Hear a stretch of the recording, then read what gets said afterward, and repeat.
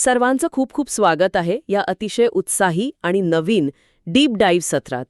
आज आपण एका खास टॉप क्वेश्चन्स वन शॉट सिरीजमध्ये भेटत आहोत. नक्कीच. आणि आजचा विषय खूपच रंजक आहे. भारताची मिनरल वेल्थ म्हणजेच खनिज संपत्ती. हो ना. स्पर्धा परीक्षांच्या दृष्टिकोनातून हा विषय म्हणजे अगदी हुकमी एक्का आहे. तर आजचं फॉर्मॅट थोडं वेगळं असणार आहे. मी आज एका क्विज मास्टरच्या भूमिकेत आहे बरं का. अच्छा, म्हणजे आज माझी पण परीक्षा आहे तर. तसं नाही. मग आपण विचार करण्यासाठी एक छोटा पॉज घेऊ. आणि मग मी त्या उत्तरामागचं जे मूळ एक्सप्लेनेशन आणि काही एक्सपर्ट इन्साईट असेल ते सांगेन. अगदी बरोबर. चला तर मग भारताच्या भूगर्भात दडलेल्या खजिन्याचा हा सखोल अभ्यास सुरू करूया. आपला पहिला भाग आहे जीवाश्म इंधनांचा पाया. वळूया क्वेश्चन 1 कडे. संयुक्त गट क पूर्व 2021 मधला हा प्रश्न आहे. आसाममधील खनिज तेलाचे साठे कोणते? पर्याय आहेत बॉम्बे हाय, दिग्बोई, अंकलेश्वर की मंगला. थोडं थांबूया. आणि याचं अचूक उत्तर आहे दिग्बोई, म्हणजेच आसाम. अगदी बरोबर. आणि हे खूप ऐतिहासिक आहे बरं का. कारण दिग्बोई ही फक्त आसाममधलीच नाही तर संपूर्ण भारतातली पहिली तेलविहीर आहे. बापरे, पहिली विहीर. हो. आणि इथूनच भारताच्या खनिज तेलाचा म्हणजे पेट्रोलियमचा पाया रचला गेला. यालाच आपण आधुनिक जगातलं ब्लॅक गोल्ड म्हणतो. क्या बात आहे. आता पुढचा प्रश्न बघूया. क्वेश्चन 2 हा राज्यसेवा मुख्य 2020 मध्ये आला होता. दगडी कोळशामध्ये कार्बनचे सर्वाधिक प्रमाण कोणत्या प्रकारात असते? हा आयोगाचा लाडका प्रश्न आहे. नक्कीच. याचे पर्याय आहेत लिग्नाइट, बिट्युमिनस, अँथ्रासाइट की पीट. विचार करूया. आणि अचूक उत्तर आहे अँथ्रासाइट. अगदी बरोबर. अँथ्रासाइट हा कोळशाचा राजा आहे असं म्हटलं तरी चालेल. कारण यामध्ये कार्बनचं प्रमाण चक्क 80 ते 95% असतं. म्हणजे जवळजवळ शुद्ध कार्बनच की. हो ना. आणि म्हणूनच जेव्हा हा कोळसा जाळला जातो तेव्हा तो धूर अजिबात सोडत नाही आणि सर्वाधिक उष्णता देतो. म्हणजे इंधनाची सर्वोत्तम गुणवत्ता इथे दिसते. अच्छा, समजलं. आता क्वेश्चन 3 पाहूया. हा राज्यसेवा पूर्व 2020चा प्रश्न आहे. भारतीय कोळसा क्षेत्राचे भौगोलिक स्थान आणि उत्पादक राज्य यावर 2 विधाने आहेत. बर. विधान अ, बहुतांश भारतीय कोळसा क्षेत्रे 88° पूर्व रेखावृत्ताच्या पूर्वेला आहेत. आणि विधान ब, ओडिशा, छत्तीसगड आणि झारखंड या राज्यांचा देशाच्या एकूण कोळसा उत्पादनात 50%हून अधिक वाटा आहे. पर्याय आहेत फक्त अ बरोबर, फक्त ब बरोबर, दोन्ही बरोबर की दोन्ही चूक. थोडा वेळ घेऊया. आणि याचं उत्तर आहे दोन्ही विधाने बरोबर. हे अतिशय महत्वाचं भौगोलिक ऑब्झर्वेशन आहे. 78° पूर्व हे रेखावृत्त भारताला जवळजवळ मध्यातून कापतं. अच्छा. आणि त्याच्या पूर्वेला जर तुम्ही पाहिलं तर तो पूर्ण पट्टा म्हणजे ओडिशा, छत्तीसगड आणि झारखंडचा कोल बेल्ट आहे. याच एका पट्ट्यातून निम्म्याहून जास्त कोळसा येतो. हे खरंच आश्चर्यकारक आहे. म्हणजे सगळी संपत्ती एकाच पट्ट्यात एकवटली आहे. ह्याच संदर्भात क्वेश्चन 4 आहे वनसेवा मुख्य 2019चा. बरं. कोळशाच्या पट्ट्यांचा कालखंड कोणता? पर्याय आहेत धारवाड, कडप्पा, विंध्य की गोंडवाना. कालखंड थोडं थांबूया. याचं उत्तर आहे गोंडवाना कालखंड.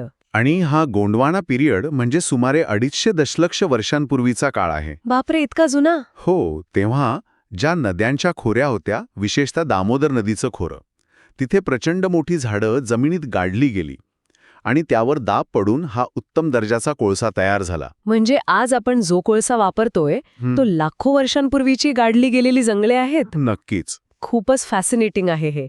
आता क्वेश्चन 5 कडे वळूया, जो MPSCच्या परीक्षेतून आहे. प्रश्न आहे बॉक्साईट उत्पादक राज्य कोणते? पर्याय आहेत महाराष्ट्र, गुजरात, पंजाब की राजस्थान. विचार करूया. आणि उत्तर आहे गुजरात. इथे एक कॅच आहे. हो ना, मलाही तेच विचारायचं होतं. कारण बॉक्साईट उत्पादनात तर पहिल्या क्रमांकावर ओडिशा राज्य आहे आणि ते पर्यायांमध्ये दिलेलंच नाहीये. मग उत्तर गुजरात कसं निवडायचं? इथेच विद्यार्थ्यांची कसोटी लागते. परीक्षेमध्ये एलिमिनेशन टेक्निक वापरणं खूप गरजेचं असतं. अच्छा, म्हणजे जे पर्याय दिलेत त्यातूनच निवडायचं. अगदी बरोबर. उपलब्ध पर्यायांपैकी गुजरात हे बॉक्साईट उत्पादनात दुसऱ्या क्रमांकावर येतं. त्यामुळे ओडिशा जरी नसला तरी गुजरात हे अचूक उत्तर ठरतं. क्या बात आहे. खूप छान टिप आहे ही. आता आपला दुसरा भाग सुरू होतोय खनिजांचे वर्गीकरण आणि धातूंचे जाळे. क्वेश्चन 6 कडे जाऊया. संयुक्त गट कर 2019 आणि राज्यसेवा मुख्य 2018. प्रश्न आहे, सर्वात उच्च प्रतीचा दगडी कोळसा कोणता? पर्याय पुन्हा तेच, लिग्नाईट, पीट, बिटुमिनस की अँथ्रासाइट. पॉज घेऊया आणि उत्तर आहे अँथ्रासाइट. हो. आता हा प्रश्न दुसऱ्यांदा आला आपल्या लिस्टमध्ये. अगदी. मला तर वाटतं हा प्रश्न म्हणजे आयोगाचा ब्लॉकबस्टर चित्रपट आहे जो वारंवार रिलीज होतो. अगदी बरोबर बोललात. ही रेपिटिशन असली तरीही यातून आयोगाचा फोकस समजतो. त्यांना कोर कॉन्सेप्ट्स किती महत्वाच्या वाटतात हे यातून सिद्ध होतं. नक्कीच. आता क्वेश्चन 7, वनसेवा मुख्य 2018. अभ्रक म्हणजेच मायका आणि मँगनीज संदर्भातील 3 विधाने आहेत. सांगा. विधान अ, गुजरात, राजस्थान, झारखंडमध्ये अभ्रकाचे साठे आहेत. विधान ब, भारतात गरजेपेक्षा जास्त मँगनीज आहे. आणि विधान क, त्यामुळे भारत मँगनीजची निर्यात म्हणजेच एक्सपोर्ट करतो. पर्याय आहेत अ आणि ब बरोबर, ब आणि क बरोबर की सर्व विधाने बरोबर. थोडं थांबूया आणि उत्तर आहे सर्व विधाने बरोबर. हे खूप महत्वाचं आहे. अभ्रकाच्या बाबतीत भारत खूप समृद्ध आहेच, पण मँगनीजचं उत्पादनही आपल्या गरजेपेक्षा खूप जास्त होतं. म्हणूनच आपण ते एक्सपोर्ट करून परकीय चलन मिळवतो. क्या बात आहे. आता क्वेश्चन 8 पाहूया. ॲग्री पूर्व 2017 मधून 87 खनिजांचे उत्पादक आणि वर्गीकरण यावर हा प्रश्न आहे. बरं. वर्गीकरणात इंधने आणि आण्विक खनिजांची संख्या किती? पर्याय आहेत 5 इंधने आणि 2 आण्विक, 4 इंधने आणि 3 आण्विक, 3 इंधने आणि 4 आण्विक की यापैकी नाही. थांबूया आणि अचूक उत्तर आहे 4 इंधने आणि 3 आण्विक. ही जुनी आकडेवारी असली तरी बेसिक वर्गीकरण समजून घेण्यासाठी महत्वाची आहे. म्हणजे यात कोणते प्रकार येतात? इंधनांमध्ये कोळसा, खनिज तेल आणि नैसर्गिक वायू येतो, तर ॲटॉमिक खनिजांमध्ये युरेनियम आणि थोरियम सारखी खनिजे येतात. अच्छा, समजलं. आता क्वेश्चन 9, वनसेवा मुख्य 2017. बदाम पहाड हे लोह खनिज क्षेत्र कोणत्या जिल्ह्यात आहे? हा खूप स्पेसिफिक प्रश्न आहे. हो. पर्याय आहेत कोरापूट, सुंदरगड, कटक की मयूरभंज. विचार करूया. आणि असं उत्तर आहे मयूरभंज. बदाम पहाड हे ओडिसा राज्यातल्या मयूरभंज जिल्ह्यात आहे आणि ते का प्रसिद्ध आहे माहितीये? का बरं? कारण तिथे हेमटाईट प्रकारचं अतिशय उच्च दर्जाचं लोह खनिज सापडतं, जो भारताच्या लोह उद्योगाचा कणा आहे. बापरे, खूपच महत्वाची माहिती आहे ही. आता क्वेश्चन 10, राज्यसेवा मुख्य 2017. पोलाद म्हणजेच स्टील निर्मितीसाठी कोणता धातू वापरला जातो? खूपच प्रॅक्टिकल प्रश्न आहे हा. पर्याय आहेत तांबे, बॉक्साईट, मँगनीज की अभ्रक. थोडं थांबूया आणि याचं उत्तर आहे मँगनीज. पण मला सांगा, स्टील तर लोखंडापासून बनवतात ना, मग त्यात मँगनीज का टाकतात? खूप चांगला प्रश्न आहे. नुसतं लोखंड हे ठिसूळ असतं. ते सहज वाकू शकतं किंवा गंजू शकतं.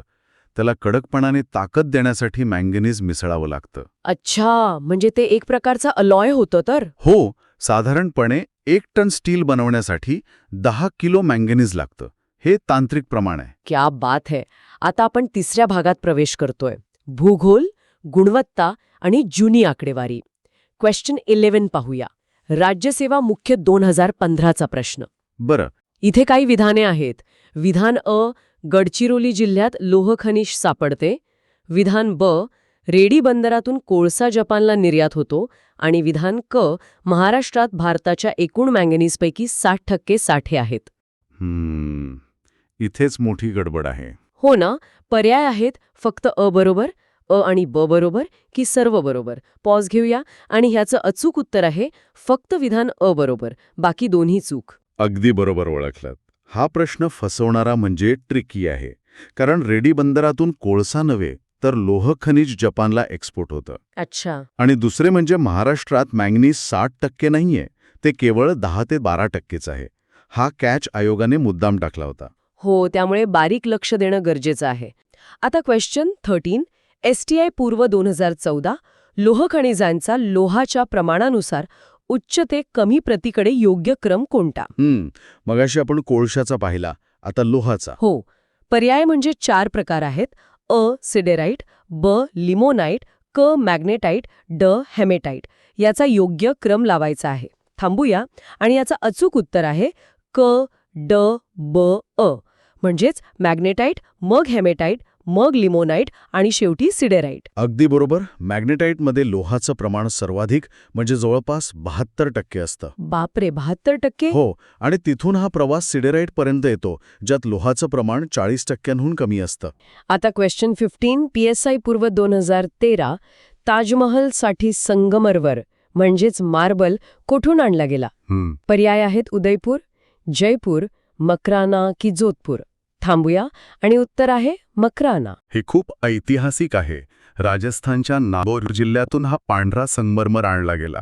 याची गुणवत्ता एवढी भारी आहे की शेकडो वर्षांनंतरही ताजमहालची चमक तशीच आहे. खरंच हे जागतिक महत्त्व असलेलं खनिज आहे.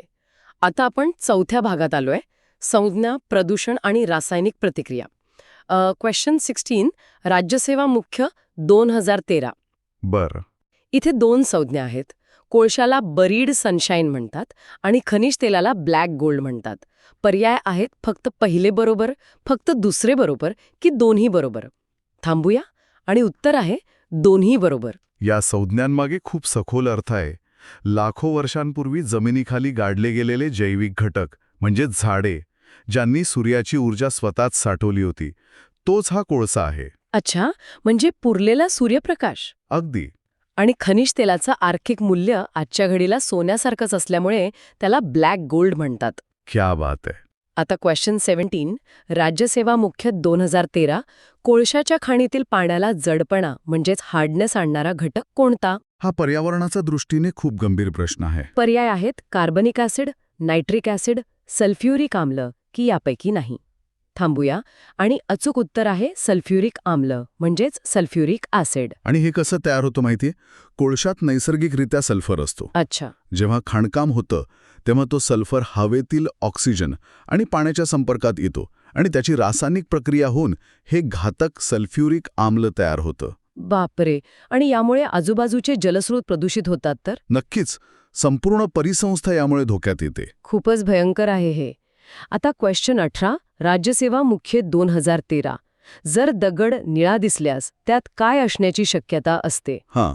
पर्याय आहेत लोह, तांबे, सोने की चांदी. थांबूया आणि याचं उत्तर आहे तांबे म्हणजेच कॉपर. पण तांब्याचा रंग तर लालसर असतो ना, मग दगड निळा का? इथे ऑक्सिडेशन म्हणजेच ऑक्सिडीकरण होतं.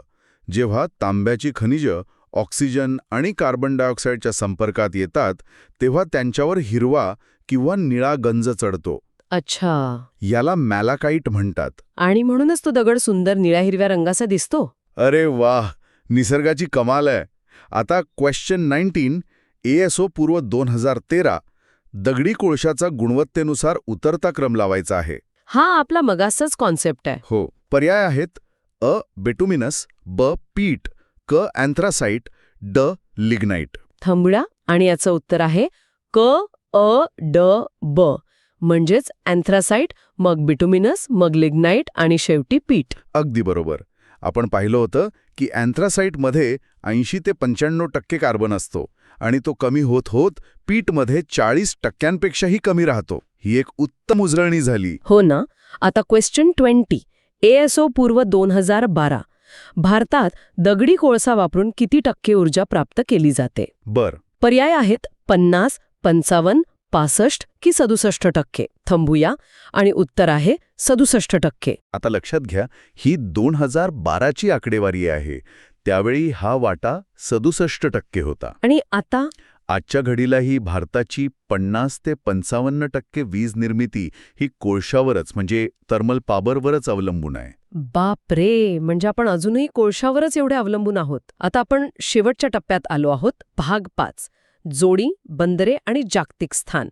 क्वेश्चन 21 राज्यसेवा मुख्य 2012 खनिजे आणि खाणकाम क्षेत्राच्या चुकीच्या जोड्या ओळखायच्या आहेत. मी 4 जोड्या वाचते. हट्टी सोने, अमजोर पायराइट्स, डेग्ना टंगस्टन आणि निकेल कामटी. थांबूया. यातील चुकीची जोडी आहे निकेल आणि कामटी. बरोबर ओळखलत, कारण कामटी हे नागपूरजवळचं क्षेत्र आहे आणि ते निकेलसाठी नाही तर कोळशासाठी प्रसिद्ध आहे. अच्छा.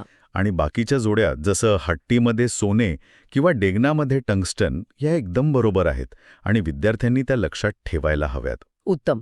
आता क्वेश्चन 22 PSI पूर्व 2011 सर्वाधिक तांबे उत्पादक राज्य कोणते?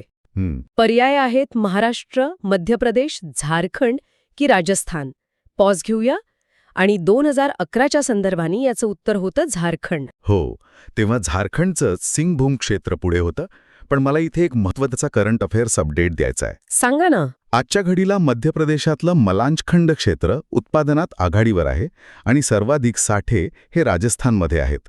हा बदल खूप महत्त्वाचा आहे. नक्कीच. हा अपडेट खूप कामाचा आहे. आता क्वेश्चन 23. STI पूर्व 2011 लोह खनिज निर्यातीभिमुख बंदर कोणते? पर्याय आहेत मुंबई, कोची, चेन्नई की नवीन मंगलोर. थांबूया. आणि याचं उत्तर आहे नवीन मंगलोर. या बंदराची सप्लाय चेन खूपच भारी आहे. कर्नाटकातील कुद्रेमुख खाणीतून खनिजाची स्लरी म्हणजेच पेस्ट बनवून एका पाईपलाईनद्वारे ती या बंदरात आणली जाते. बापरे, पाईपलाईनमधून? हो, आणि तिथून ती थेट जपानला एक्सपोर्ट केली जाते. हे इंजिनिअरिंगचे एक उत्तम उदाहरण आहे. खरंच थक्क करणार आहे हे. आणि आता आपला शेवटचा प्रश्न, क्वेश्चन 24. STI पूर्व 2011 दगडी कोळशाच्या जागतिक उत्पादनात भारताचा क्रमांक कोणता? पर्याय आहेत प्रथम, द्वितीय, तृतीय की चतुर्थ. थांबूया. आणि 2011 नुसार याचं उत्तर आहे तृतीय, म्हणजेच तिसरा. पण इथे मला अतिशय अभिमानाने सांगावंसं वाटतं की तेव्हा आपण चीन आणि अमेरिकेनंतर तिसऱ्या स्थानावर होतो. आणि आता आज भारताने अमेरिकेला मागे टाकून जागतिक उत्पादनात चक्क दुसरं स्थान मिळवलं आहे. क्या बात है. खूपच जबरदस्त. आणि याचबरोबर आपण आपले सर्व 24 प्रश्न पूर्ण केले आहेत. हो, आणि मला वाटतं हा खूपच वेगवान आणि माहितीपूर्ण डीप डाईव्ह होता. नक्कीच. ही केवळ प्रश्नांची उत्तरे नव्हती, तर भारताच्या आर्थिक आणि औद्योगिक विकासाचा तो एक नकाशा होता. पण जाता जाता मला ऐकणाऱ्यांसाठी एक खूप महत्त्वाचा विचार मांडायचा आहे. हो, सांगा ना. आपण पाहिलं की लाखो वर्षांपूर्वी जमिनीखाली गाडल्या गेलेल्या जैविक घटकांमुळे आज आपल्याला हे बरीड सनशाईन किंवा कोळसा मिळाला आहे, ज्यावर आपली अर्थव्यवस्था उभी आहे.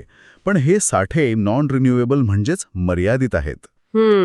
बरोबर. मग विचार करा, जेव्हा हे काळे सोने संपेल तेव्हा भविष्यातील जिओपॉलिटिकल पॉवर आणि भारताची ऊर्जा सुरक्षा कोण निश्चित करेल?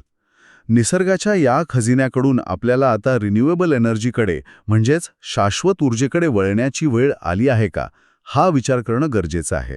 अतिशय विचार करायला लावणारा मुद्दा आहे हा. खनिज संपत्तीने आपल्याला आज इथवर आणलंय, पण उद्याची दिशा आपणच ठरवायला हवी. याच एका उत्तम विचारासोबत आपण आजचा हा सखोल अभ्यास इथेच थांबवूया. ऐकणाऱ्यांनी स्वतःच्या अभ्यासात या सर्व मुद्द्यांचा नक्की विचार करावा. पुन्हा भेटूया अशाच एका रंजक विषयासोबत.